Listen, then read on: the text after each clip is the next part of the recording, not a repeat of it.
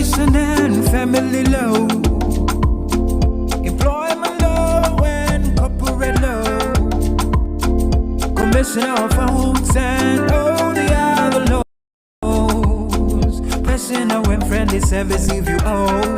For all your immigration law, family law, employment law, business and corporate law, welfare benefits, charity law, will, commission of all litigation, come to town law solicitors or simply visit our website on www.tanlaw.co.uk or simply call us on 024 776 32323. Tan Law Solicitors, professional.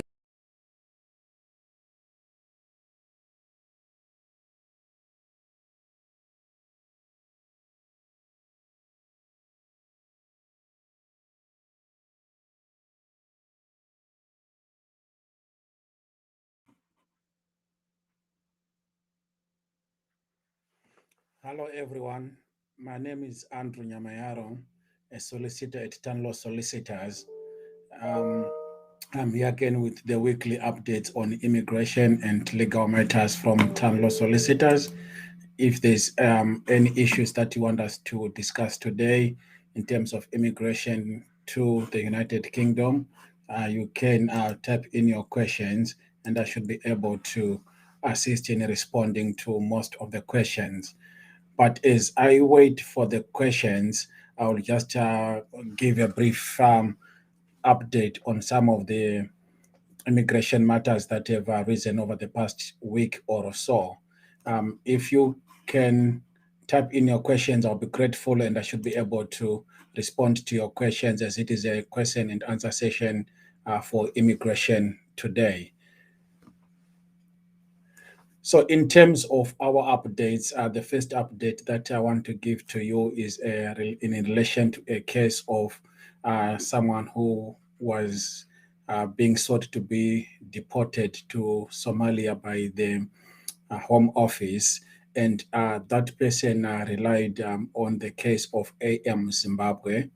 The case of AM Zimbabwe stated that it's an Article 3 case, which basically states that where the quality of life of someone who is in the United Kingdom would dramatically go down because of their medical condition, or they cannot afford the medical treatment in the country where they are going to be deported to.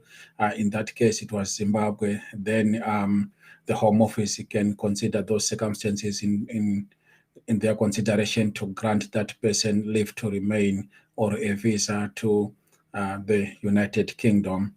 So in the case of Ainte, a Somalian national, he argued that being deported to Somalia would make him destitute and that would also give him rise to deprivation and lack of security, and that was considered in light of the case of AM Zimbabwe. So in a situation where someone is about to be deported, I think this is a new ground that someone can put in, that the deprivation of whatever they had in the United Kingdom and also the lack of security in their host country where they're going to go might also be considered as part of their fresh claim, so that the Home Office might consider it in granting them or making a decision in granting them a leave to remain in the United Kingdom. For those of us who have got EU family members or who are EU nationals themselves, the deadline has since passed, the deadline to submit your applications under the EUSS.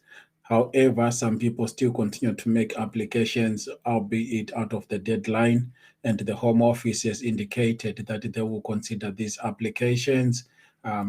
You have to mention the exceptional circumstances why you have submitted it late, and the application is also now done online.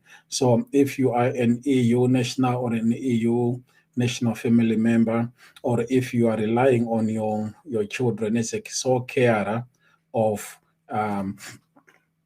a EU national or a British national, then you can also rely on the Zombrano principle. The Home Office for some time was not considering the Zombrano principle, where someone had access to an application for leave to remain under other grounds. For example, if you could get leave to remain as a parent of a British citizen, the Home Office was saying that was sufficient. But the court ruled that even in those circumstances, someone can still make an application under Sombrano to be granted leave to remain or permit to remain in the United Kingdom as a sole carer of a British citizen or an EU national, a derivative right claim that you can have under those circumstances. So if you're an EU member or a family member, then you can make an application on that basis. As you might also have heard through the grapevine or through social media, there is the next round of deportations to take place for Zimbabwe. The next group to be deported is likely to be on the 23rd. So people are going to be deported again on the 23rd. People are currently making applications, whether it's a fresh claim or it's judicial review or it's an initial application.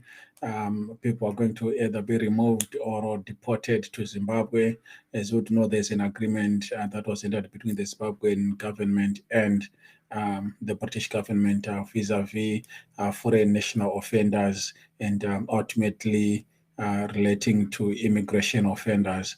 So if you have a relative or if you have got circumstances that might lead to deportation or removal, I encourage you to make an application or at least consult your solicitors or your legal representative so that you can try to regularize your stay in the United Kingdom, or at least submit something that will stop your removal from the United Kingdom, especially for those people who have not committed crime for a long time, or we have got family in the United Kingdom, or we have reformed or rehabilitated. So I encourage you that you make something with the Home Office. The further submissions are now being submitted in person. The Home Office no longer accept further submissions online or through email like they used to do during the COVID lockdown. So you have to book an appointment to go to Liverpool and submit your further submissions in Liverpool. I get so many questions asked so many times that will I be detained when I go to make further submissions at Liverpool? I have not had an experience of a person who was detained because they've gone to make further submissions at Liverpool, although maybe they might accept the further submissions and make a quick turnaround in making a decision for the further submissions, but you will not be detained then. You will just submit them. I know that it's just a quick process. You go, you give them the documents, and then you a few minutes you're out of the building. So you can make further submissions. If for any reason you cannot travel to Liverpool, then you need to let them know, and then maybe they might allow you to make submissions by way of email. Or if you cannot afford traveling to go to Liverpool, then you might approach organizations such as Red Cross or other charity organizations that can get you tickets to travel to the further submissions. And even sometimes the Home Office might try to arrange a travel for yourself to go to make the further submissions.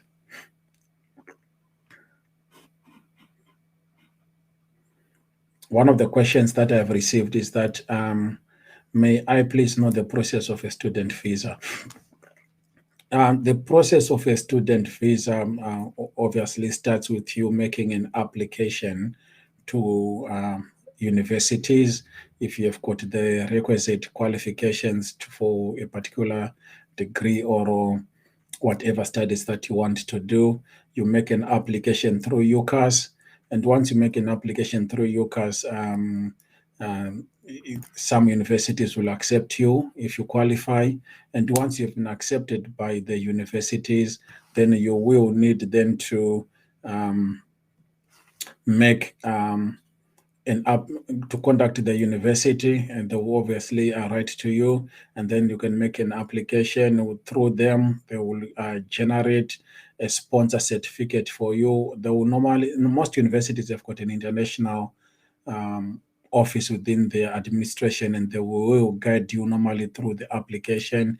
They will check your bank statements, they will check your qualifications, they will check your maintenance money, if you've got the English qualification, and if it's a long course, you've done your TB test and things like that. And if you're going to come with your dependents, they will advise you as well. So the first process is making an application through UCAS, and then you're accepted by the university, and then you make contact with the university, and they will give you the sponsor certificate. You then have to meet the Home Office requirements, such as having maintenance money for 1 month, for about 28 days in your account, a TB test if necessary, passing the IELTS or equivalent English test, and meeting all the other requirements that might be there. So that's the process of becoming a student in the United Kingdom if you're coming from outside the UK.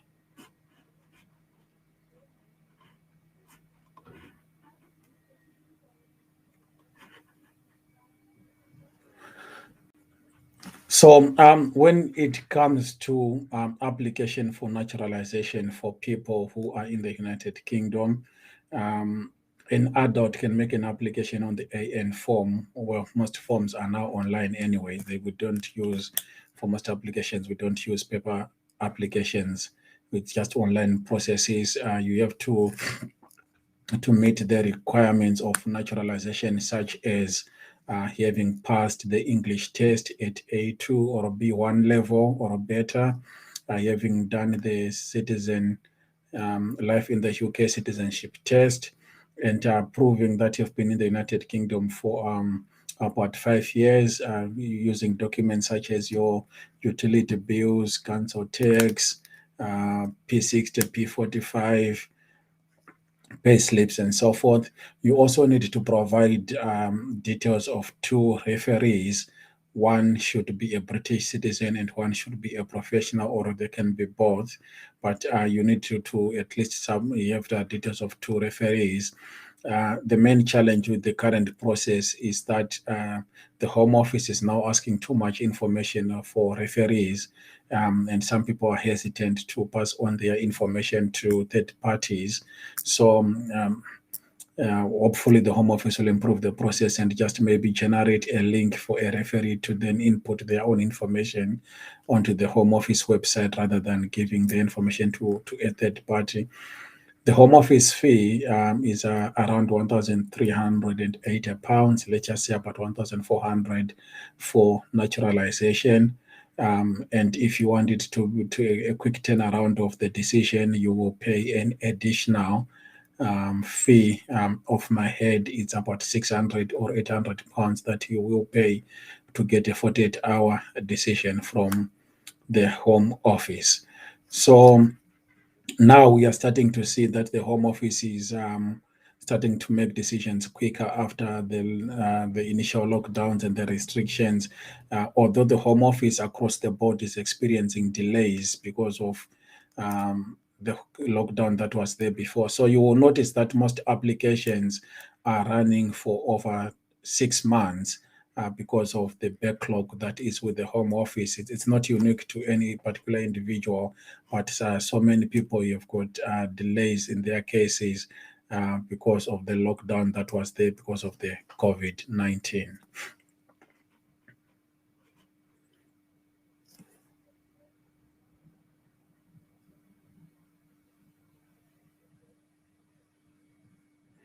Okay, one of the questions that I have is that if you had applied for twin children to join you and one was replied and denied, but nothing spoken about the other twin, and case was closed, his passport just sent with no letter. Most likely, if you did this application, you would have completed 2 separate application forms, and maybe in your cover letter, you then did mention that these children and the Home Office or the entry clearance officer would have noticed that these are siblings, and they would have joined the applications together and made a decision. If their circumstances, which is most likely, would have been the same, the Home Office might have yet made a decision on both of the children, and ordinarily they should have sent 2 decision letters for each child that made an application. So if you did not receive an application for the other child, you might have to ask the Home Office or the entry clearance officer for the decision of that child, so that if you are going to make an appeal, you make an appeal for both children, and ask the cases to be linked together so that they can go before the same judge in an appeal in the first tier tribunal, immigration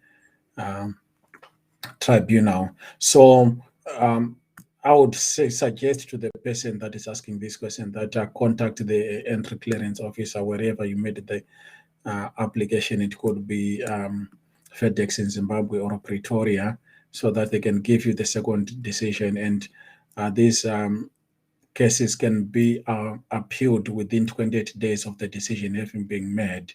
So make sure that you don't go beyond the deadline if you want to make an appeal.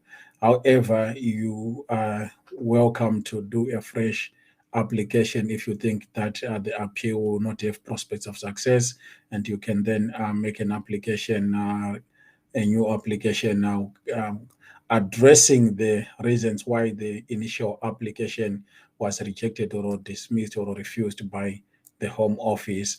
But bear in mind that you will be paying new application fees as well, and you will be asked to pay IHS as well. The IHS for the refused application will be refunded to you in due course by the Home Office. How much is NHS fee? The NHS fee, which is called the IHS or the Insurance Health Surcharge, is off my head around £800 per year. So normally it's for most decisions which come up in 2.5 years, you'll be asked to pay £1,560. So the NHS fee, I believe, is around £800 per year. And if you are applying under the social and healthcare visa, particularly under the Tier 2 or skilled visa, I think the old one, which used to be called Tier 2, there's still an exemption that is applicable for healthcare workers under the skilled visa, but otherwise everyone else pays the NHS. So for 2.5 years, it would be £1,560. After how long of working in the UK can I apply for my husband and baby, and how likely is that they'll be successful? Well, there's no time limit, to the best of my knowledge, as to when you can apply for your dependents to come to the United Kingdom. Some people, if they are on the skilled shortage list jobs, they actually apply even before their own decision is made. You just have to quote the GWF reference number, and then you can apply for them while your decision is pending, and then they can be decided together. Or you can make an application as soon as your own decision has been delivered to you and it's a successful decision, and then you can make. So there's no time really when there is a limit when you can submit it. Anytime when you are ready, anytime you think that you now satisfy the immigration rules, then you can make the application. You don't have to wait for any time to bring your dependents. Whatever visa it is, it could be on a spouse visa, or it could be the discretionary leave to remain, or whatever visa it is. However, with the discretionary leave to remain visas, there is a challenge that most of the decisions under the discretionary leave to remain will not allow you to bring dependents to the United Kingdom until you get your settlement. This is unfortunate because that's what it says, unless if there is exceptional and compassionate circumstances, that's when you can bring someone from outside the United Kingdom if you've got discretionary leave to remain.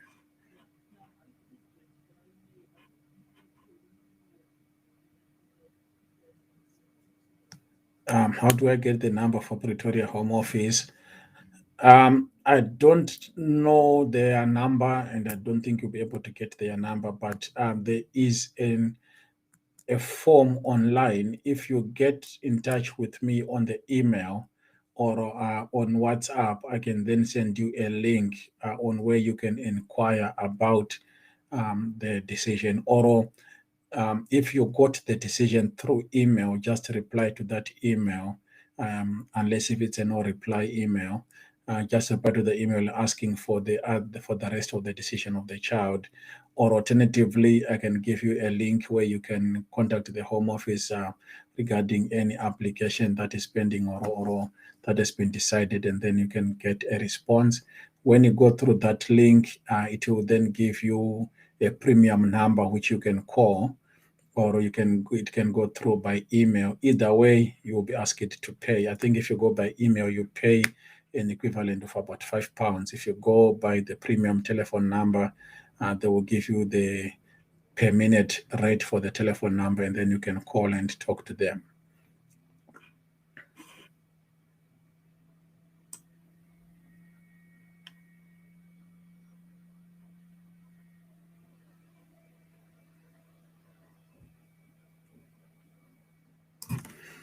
Okay, someone is talking about having been granted leave to remain as a student, undergrad.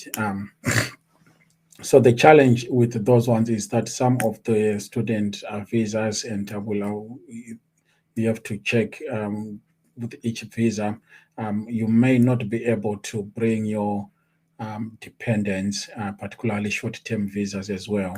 And some undergraduate degrees, you might not be able to bring your dependents. Some degrees you might be able to bring your dependents. So it's I think per case basis. So if you did the application yourself, you might need to do further research. If you're the legal representative doing the application for you, then they might be able to assist you having regard to your circumstances. Can you please clarify the 48 hours fast track application for nationality? Okay, so under normal circumstances, if you make an application for nationality or another application, you pay the standard fee. And then for you to then get the fast track application, you pay an additional fee. I want to believe it's £800, but my mind also tells me it could be £600. Once you pay the additional fee per applicant, so if you're maybe you and your wife and your children making the nationality application, it's per applicant. You can then you have your decision made within 48 hours, and then you will get everything else sorted out within 5 working days, and then you can then get your naturalization certificate after you've attended the ceremony, if you want to attend the ceremony. Even for the ceremony, if you want to have a quicker ceremony than the usual waiting time, you can also pay a fee for it to be done, and you can then have your ceremony earlier than everyone else. You jump the queue as well.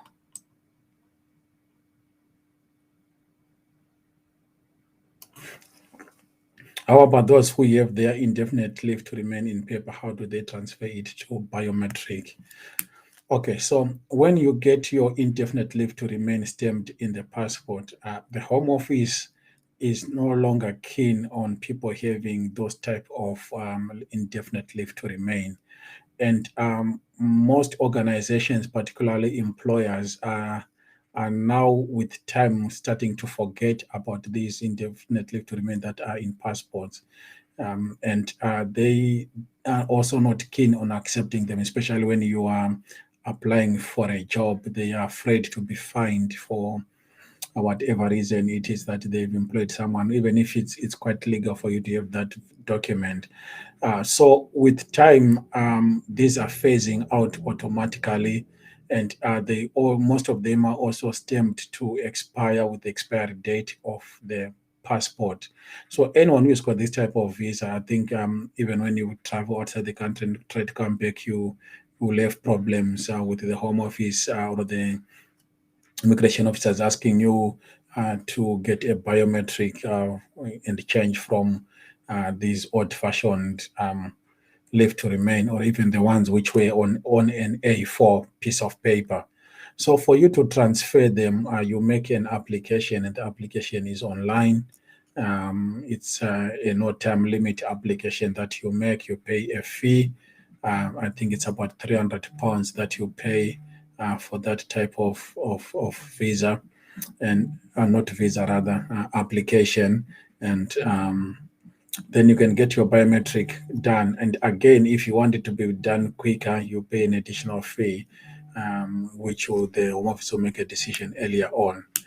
For most people who have had indefinite leave to remain for quite some time, I always ask them why they are not naturalizing to become British citizens, because it could be an option that is available to you to naturalize and become a British citizen rather than for you to just go for the biometric card. Because with the British citizen,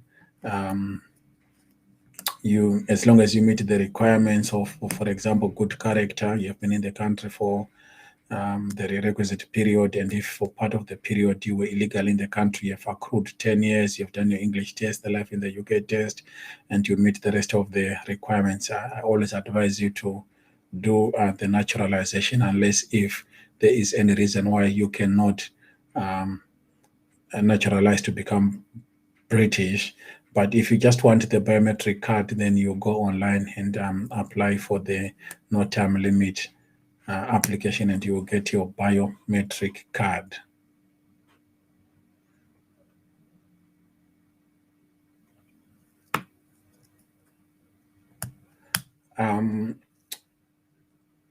I think I've covered most of the questions that have been asked so far.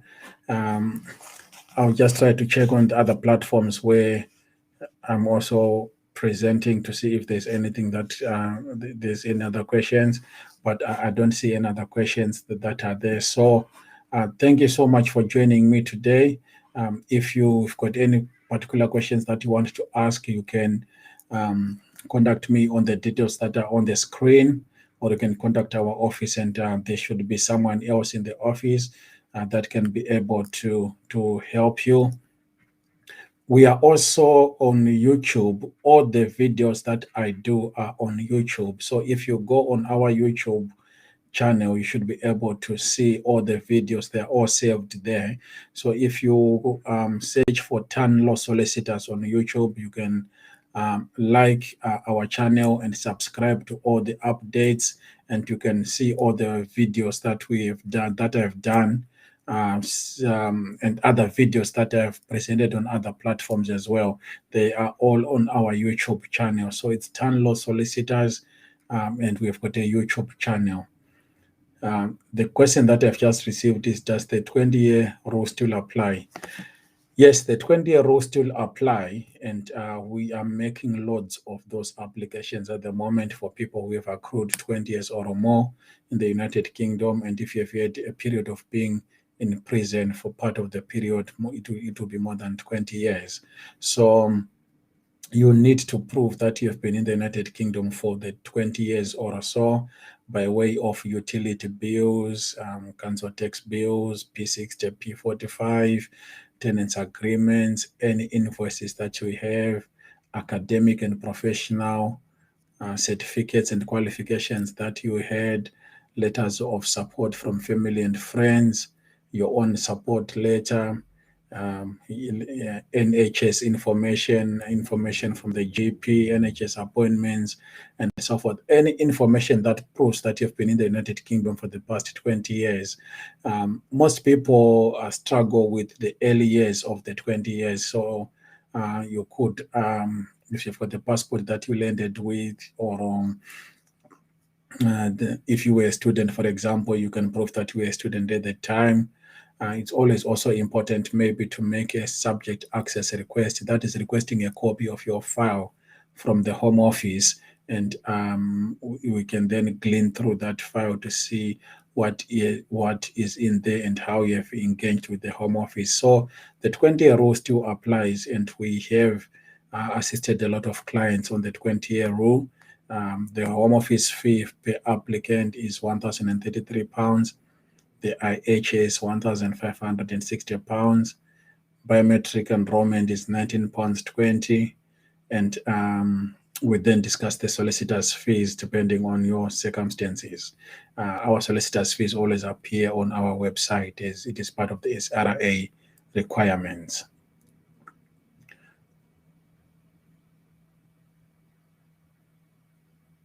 What can I do if my son's exemption from hotel quarantine is not been answered? Can I come with him and then refuse to be quarantined because he has autism and severe learning disabilities? That would greatly impact on psychological and emotional.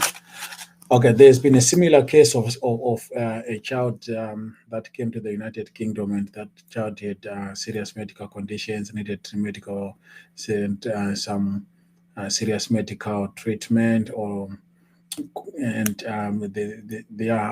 his room was modified to suit his medical condition, and those people, the parents, had also been forced to go into quarantine. Unfortunately, they had to spend some time in the quarantine, and they had to do a judicial review of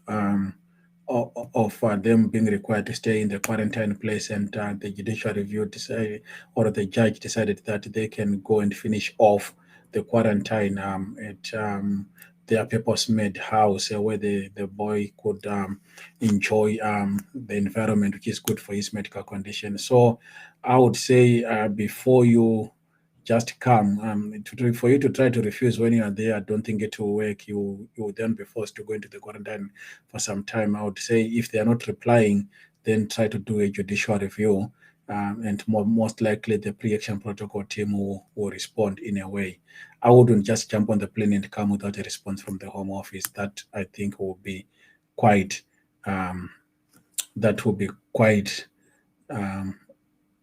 dangerous, if I can put it that way.